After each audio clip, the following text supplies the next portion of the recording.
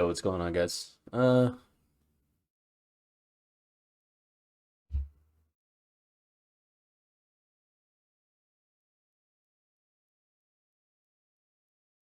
this? What's going on here? You fat my old age. What's going on, guys? Drew over at Future Strategy Gaming coming with another reaction time. So this time we're gonna check out Work to Game. They just put up a new video.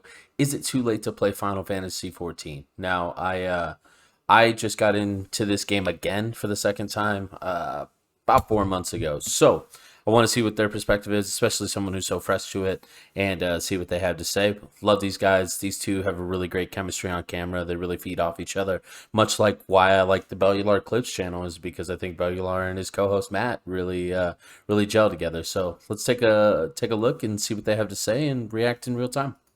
What's going on, Workforce? Brian here. Chris here. And today we're hopefully going to try to answer the question, especially as it relates to the summer of Final Fantasy XIV. Is it too late to play Final Fantasy XIV? Chris, you've been getting this question on stream, in comments, and more. Why don't you set up some context? Why don't you plug something? I don't care. Yeah, we have to talk about it on stream Monday through Friday, 8 to 2. It comes up all the time. And we can make this video every 10, 12, 16 weeks. And there is a valid question to like, well, if that video is old, is it still true, right? Sure. Is there news where that's still true? And so you can't really make a video like you can how to get started in crafting and hope that it lives for any length of time, because people want to know, not is it worth it based on past information? Is it worth it right now, this moment? And the moment you push publish, it's old and off it goes. And it's a fair point. That's why reactions got to go out so quickly. And so it's a really common question of, is it too late to get into Final Fantasy, especially when they just catch the headlines where we see things about the main story quest coming to a close in November. And so, and that's typically where we'll say, yes, it's absolutely worth it. Like, here's the free trial. So Chris has the analogy, like the best time to plant a tree is 20 years ago. The second best time is today. And what is going on in his background? In fact, I actually was just talking with somebody who said that their girlfriend's joining them. They just started playing in April, and they've already cleared patch 5.55, and they're so excited for the summer because that's going to give them the ability to try out other jobs. And I'm like, wow, how much have you played? Yeah. And they said, way too much. But it just told me, like, yeah, like if you're having a great time, you know, like, there's no real fear at that point, especially if you're new, of taking your foot off the gas. Like if you're having a great time, keep playing, have fun, and we'll have a different discussion, especially about managing burnout closer to the expansion, because we still have quite a big chunk till Endwalker's official release in November 19th.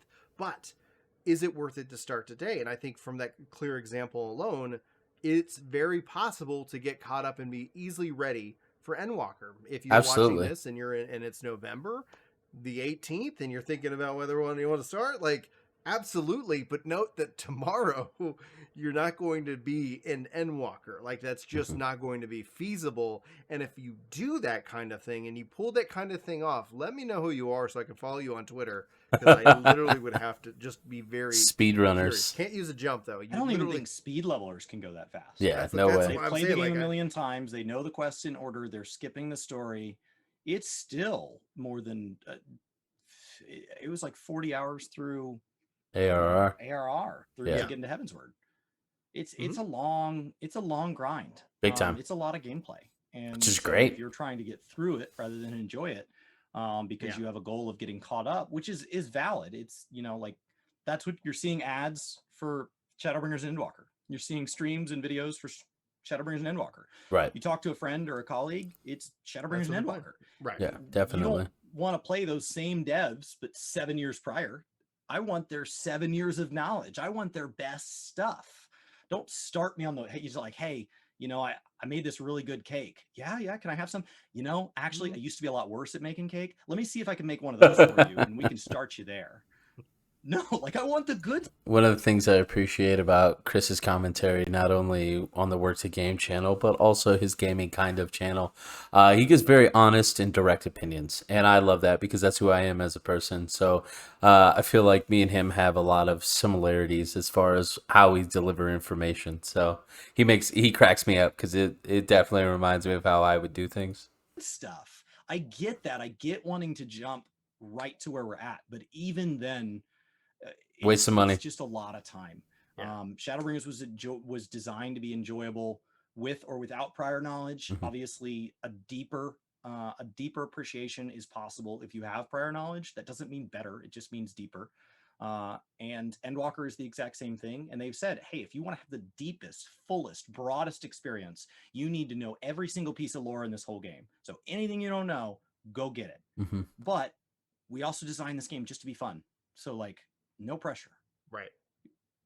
The and so in the links to this description, we're definitely including a free trial link if you guys want to check out the free trial and get started. I think that's essentially the best. We've seen this question phrased in other ways, like, "What do you think I would enjoy this game?" And that question's really difficult to answer because especially it relates to like what kind of gamer are you? Like, Sure. is this your first MMO versus are you a MMO veteran and you've played every MMO except for 14? And in that case, like for that individual, yes, like just add this to your repertoire. Check it out. Start with a free trial. See how you feel. See how the game feels. Get through like, and that's I hate like advising people to get through, but get to play through and that level, not level get 50 through content to have a better feel for the battle content. The other thing you can do, especially if you're new, there's a content in this game that unlocks at level 17. It's called Palace of the Dead, or a deep dungeon. What that does is it doesn't necessarily give you the full look of the job like at level 80, but you can actually fast level that within the content because it has its own progression system and have a level capped at level 60 character that you can experience. And so like if you're level 17, 18, you're like, how does this bard thing really work out? How does this job really work out and feel at level 60? You can actually go do that content, easily get your character leveled up a little bit, experience a fun piece of content that's a little bit different, and then go back to the MSQ in which that you know that you're not sitting here going like, well, I got this job to set 60 and I'm not a fan, you know, like, which literally happened to me last night. I have wanted to have something in each role so that way when Endwalker comes out, I can have anything ready to go. I want to level as many jobs as possible, but I definitely want at least one in each role. I just hit 60 on the Paladin, and it's not bad. It's just not for me. It's not what I enjoy playing. And I've talked to some of my friends who are a little bit farther on Paladin, and they're like, oh, well, you haven't gotten to the magic rotation of things. Yeah, totally. And that is absolutely fair.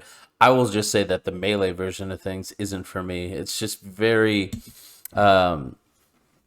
I don't know. It seems very boring to me. And maybe that's because I don't have the magic stuff. So I am going to take it all the way to 80 at some point. But I think that I'm going to leave that at 60 for the time being because it's not what I want. And that's the side effect of Palace of the Dead. So be careful on that one.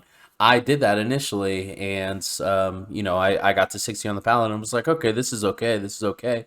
And then I did dungeons and did stuff and did content, and it's not okay for me. So just be careful. There's more to come, and there's obviously 60 through 80.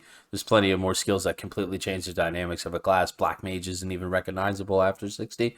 So just be prepared for something different. Like, I don't like how it feels. Go ahead, Chris. Yeah, I think so. For the WoW players, that's most analogous to the old level 100 free trial starting zone. Yeah, where you're on the ships. So it's not a good. It's kind of boring. For somebody who's done in game, you're like, well, that's not exactly a picture of the game, but it is enough that like if you want to go try out 2 or 3 jobs, and you're like, hey, I'm kind of, I've got my main and I've been leveling that, but as more jobs unlock, as I get further into future expansions, I bought the game, I'm getting access to these other jobs. Do I want to go back and grab one? Am I on the right path?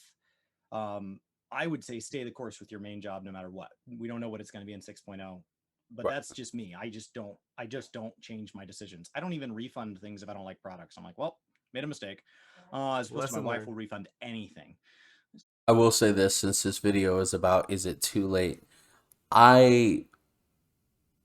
Initially, what I would do is not pick a class and say, this is what I'm playing in Endwalker. I would actually say pick a role. I want to be a melee DPS, I want to be a healer, a ranged DPS, a caster, or a tank. It's those 5.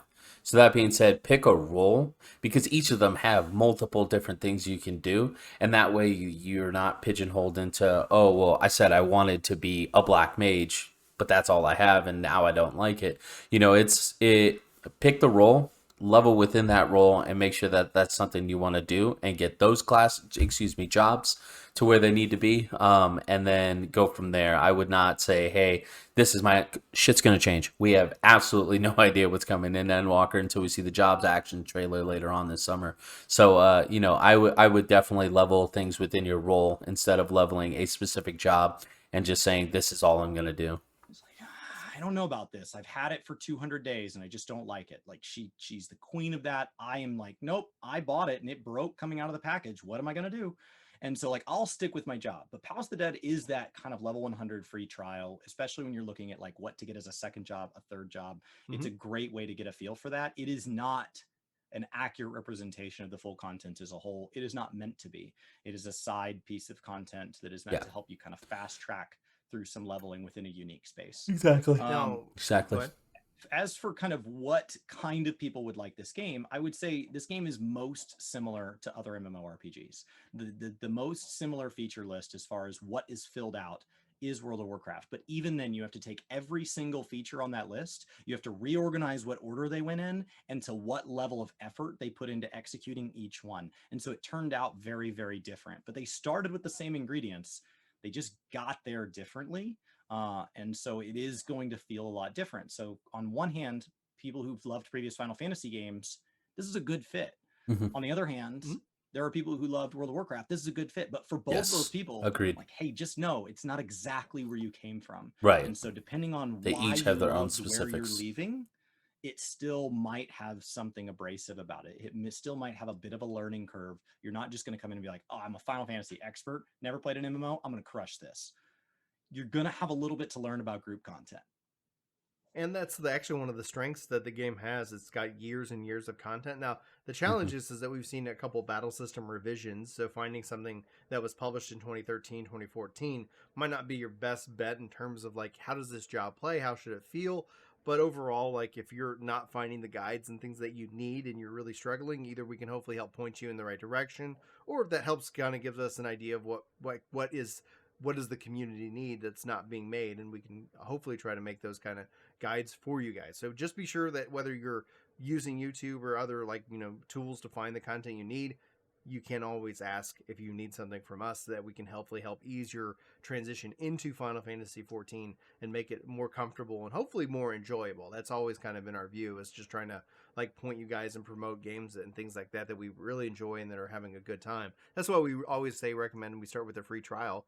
Yeah, it's just absolutely. such a great free trial. Like it's just so. What game gives you this much?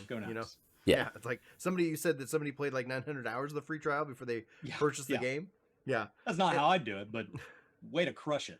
Right. Way to get your value. Not a dime in. They're 900 hours, and so I think that's a very different way to go at it. You can do that. You could try every single job up to level 60. You can absolutely do that. You can also just blast straight through to 60, and as soon as one hits 60, be like, well, it says I can't go any further without buying Stormblood. I'm going to buy Stormblood. Right. Exactly. I think, is it worth it? I think for me, assuming somebody's already kind of watched enough of this game, they've diagnosed enough of this game, they know somebody who's played this game to decide it's worth a shot. What are they going to have done? We're filming this in June. What are they going to have done between now and Endwalker to be minimum required? What is the... I'm still relatively new to this. I want to answer this before they do. Level at least 3 jobs in different roles, unless you specifically want a specific role. Then level 3 jobs within that role. I know that I'm more than likely going to be playing healer next expansion. My Astrologian's already 80. I'm currently working on... God, why am I blanking on this one? Not Summoner, Scholar. My Scholar is at 53, and then I'm not really a big fan of the White Mage. It's just kind of boring. I like Astrologian. I like how difficult it is and how many different layers there are. And I will level Sage. Absolutely, because I'm going to be playing a healer. But that's not going to stop me from leveling other stuff because I enjoy it. Got a couple other classes at 80. But either pick a role or level multiple within different roles would be my recommendation. And then as far as gear goes, currently right now, depending on your guild situation, you can probably, I did this on one of my side jobs, you can buy gear up to 510. 510 is what is I at least what I saw on the market board, the highest you can buy. And honestly, I think that's more than enough. I actually think like based on the dungeons that I've done, I would probably say anything 480, 490 and above is probably enough to get you there because we're gonna find gear as we level. That's absolutely how any MMO plays. So I would think that in order to see definite power gains, if you will, I would say 480 to 490 and above would be plenty. So if you get a character and it's at 494, you're in theory you're done. You don't have to do any more and you can level something else. But I would level 3 different jobs or 3 jobs within a specific roles. So let's see what they have to say. The minimum they're going to have cleared to join us. Honestly, like, and MSQ outside of, like, we'll get to gear, but the minimum is MSQ. Like, Yeah. MSQ is the gate. I see chat saying, like, you wish there was a way that you could kind of just, you know, MSQ off into Endwalker and have that kind of be a leveling thing. No It's just thanks. not how it's going to be. Yeah. Endwalker follows Shadowbringers, which follows Stormblood, etc. Right. So just focusing on that. Now that like somebody described, I think on a Bellular clip, saying that it's not leveling. The story isn't leveling. You're playing through a story. His co-host. And at the end of it, you have a level cap character. Yeah, Matt Like, actually said that. Yeah, cool. That's how that is structured. And I was like, that's such a really cool thing. Yeah. Think of it as that you're playing through a story, and at the end, now from a leveling perspective, then we have guides and things like that. But when we talk about gear, honestly, I would say probably 490 and up is going to be the maximum. That's exactly what I said. 480 to 490. Tome. It's that gear that you can just farm up for days. Yeah, just doing 80 dungeons, now, the thing easy. About farming up that gear is it's gonna naturally give you 510 gear. Like that's all related. Now the top level dungeon drops 505. So I don't know. There you go. And set out to get 490 and not accidentally overshoot. Overshoot. So as far as it goes, when you step into Endwalker, like if you're at 530, you're gonna crush pretty much up to level cap to level 90 and or 85 to 80, 87. Typically, you might find a piece or two that drops from there that ends up being pretty solid. So, like, it's not even about, like, hitting endgame and being so stressed about grinding. What I would do if I was playing and I was in that situation, I'd pick another job. Like, I would do a couple of roulettes, get some tomes, just kind of let those start stacking up. Yeah. Because we do have such a curve until Endwalker's release. So, congratulations on getting to cap. That's awesome. Go and pick a couple of their jobs. The thing that I always say is that we're not just getting 2 jobs in Endwalker. We're getting a whole set, like 17 or 18 jobs. 20. Right. We're getting 20 jobs. 20 current jobs are going to get some level of look at them, and we're getting 2 brand new ones. This guy, yeah. And so with those 2 brand new jobs that we're getting, like they're also reimagining and rebalancing all the existing jobs, especially if you're getting a job in your role.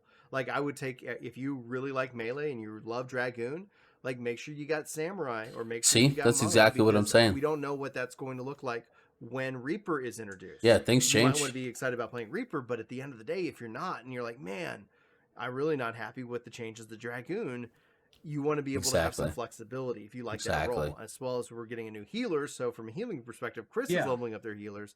It's a really strong time to sit here and just have a backup plan in case something changes that you don't actually prefer or enjoy. So that's what happened to me, is because I was playing Stormblood before Shadowbringers came out, and then the changes came to Astrologian where they changed the card system.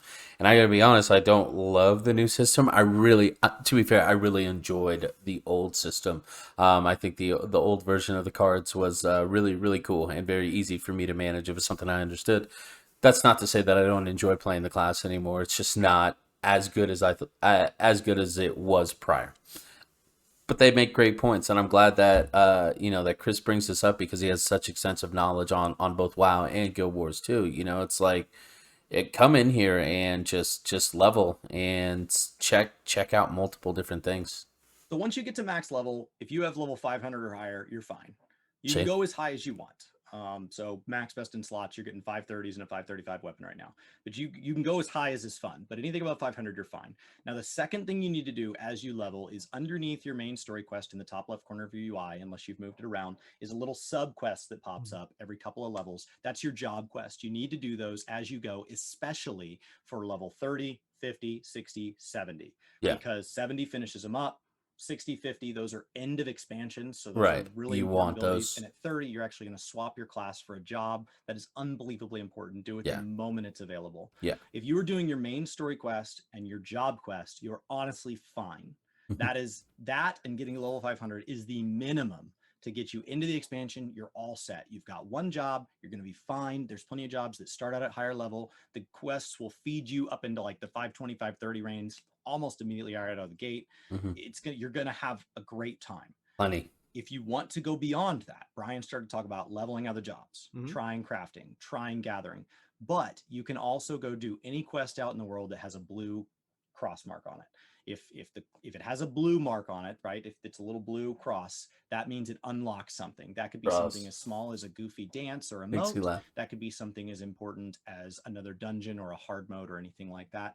The blue quest mark there, that's a sign that it has something significant Unlocked. Yeah. Now you'll notice we didn't say any of the daily symbols. We didn't say any of the side quests. A lot of people come from games where quests are few and far between. In the main story quest, you gap out where you cannot progress until you've leveled more. So you need to stop and smell the flowers a little bit. That has been tuned out of existence. You really most likely won't run into it at all. I ran into it, I think, between level 4 and 5 on my alt.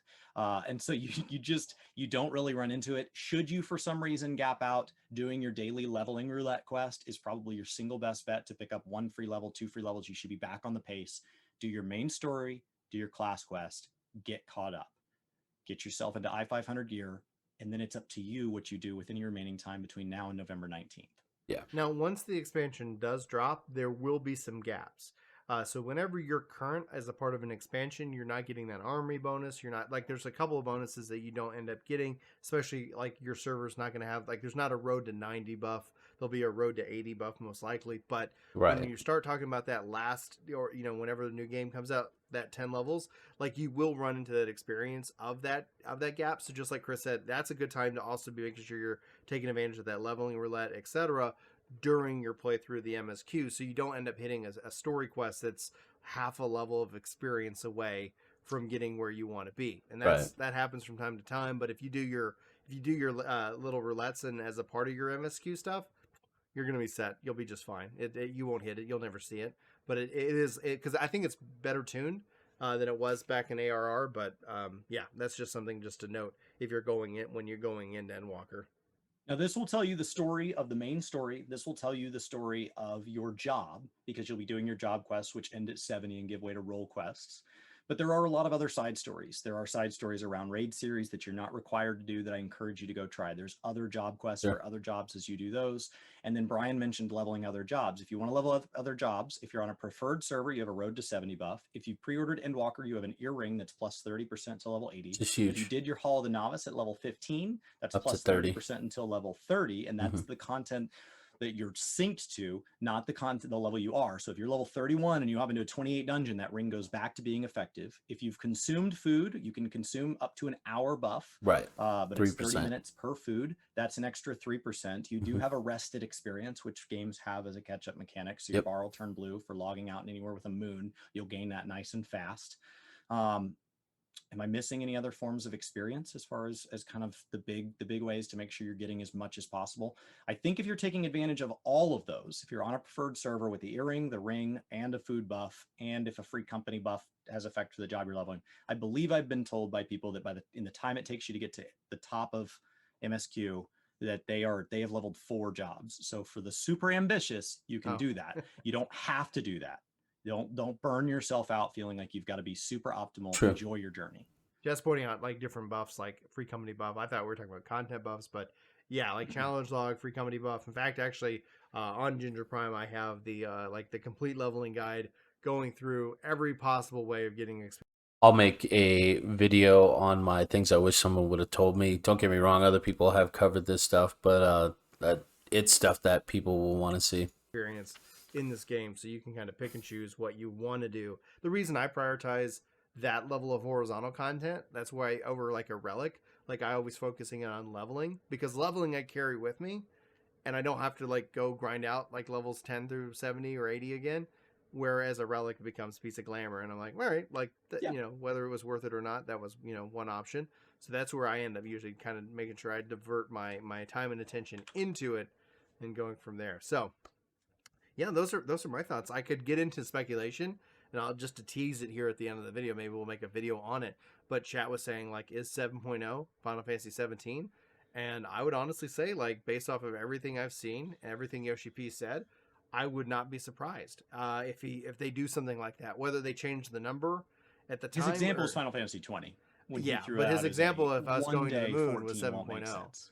You know, so yeah, one day 14 won't make sense. But he's seeding that now. Like, I would say that 7.0 makes a really good case to sit here and be like, hey, here's our new engine. And then essentially, my hope is that they new Genesis it. So it's like you have 14 as it exists today. Yeah. 2.0 through, like, 6.0. 6.0. And then 7.0 is this new next chapter, new engine. Who knows? But They could always super hypothetical, super speculation.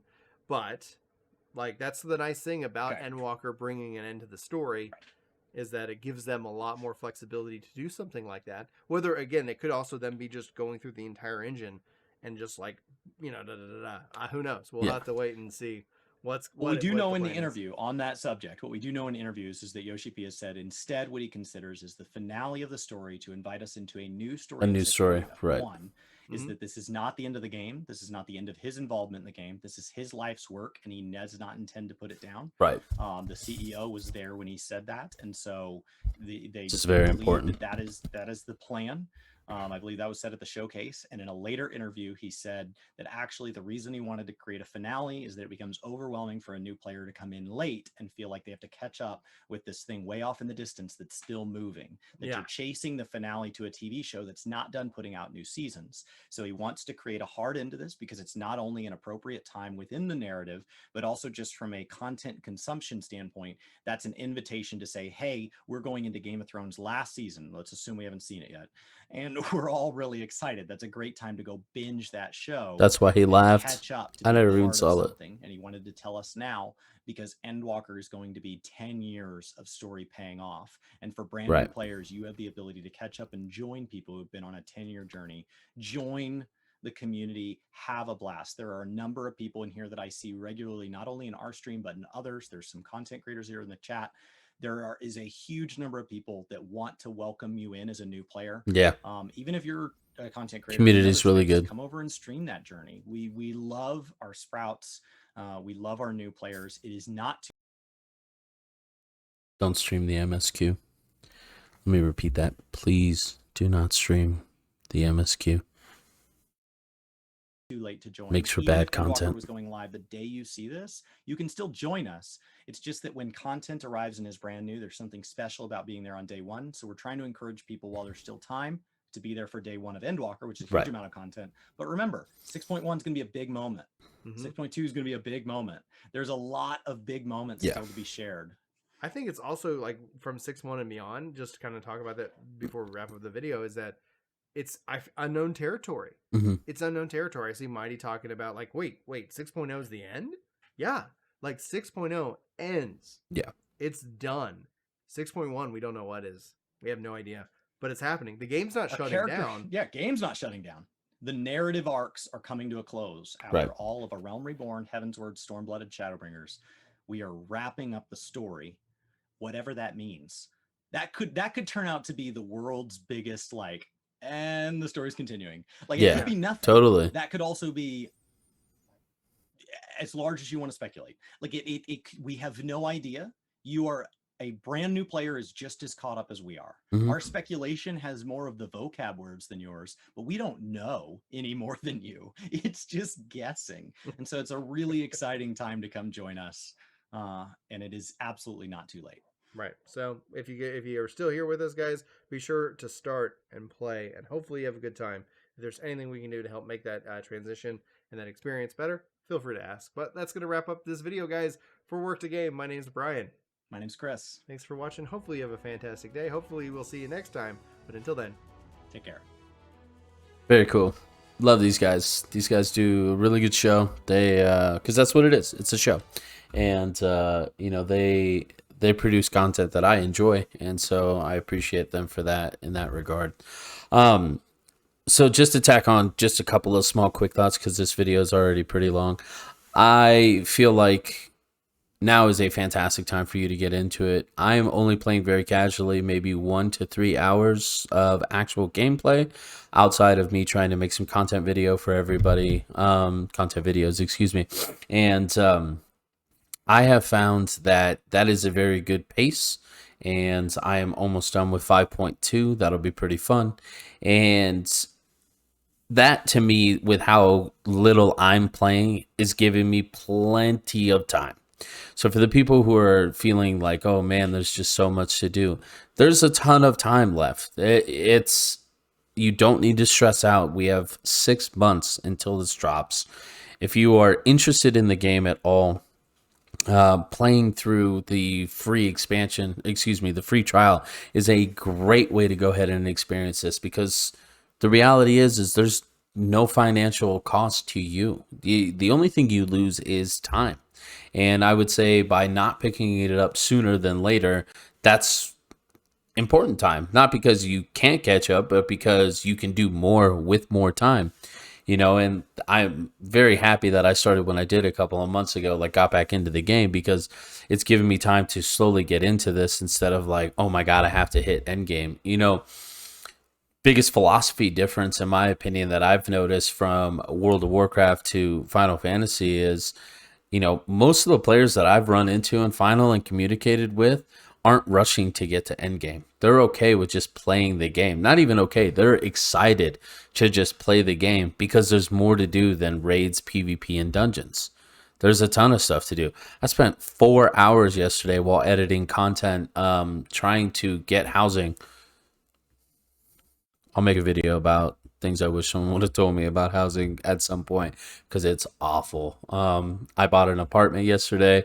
I'll probably do a video about that at some point, but it just goes to show you that there's so much extra to do within this game. And unfortunately, I feel like some players, not all, some players coming over from World of Warcraft, this was my preconception before it got changed while playing the game. They come over and WoW has trained them to level as quickly as possible and get into what they decide is endgame, which is raids, PvP, and dungeons, which is fine. That works for that game, and there is a large community that plays that aspect of that game. But Final's got a lot more to do. There's a lot more things to unlock. It's not a game that you need to rush to the finish line in order to experience and enjoy. There's plenty of things to do in between all that. So I would highly recommend just taking your time and enjoying yourself while you're playing. This video ran pretty long, so I'm just going to cut it here. I've got plenty of other thoughts, but I think realistically, that's all I need to say for this particular video. Thank you so much for watching me today. Thanks for giving me your time. I'm Drew. If you liked the video, make sure that you hit that like button. If you subscribe to the video, you'll see more of my content as well as material when it comes up, and I will appreciate you greatly. Drew from Future Strategy Gaming. Thank you so much. Take care. Peace.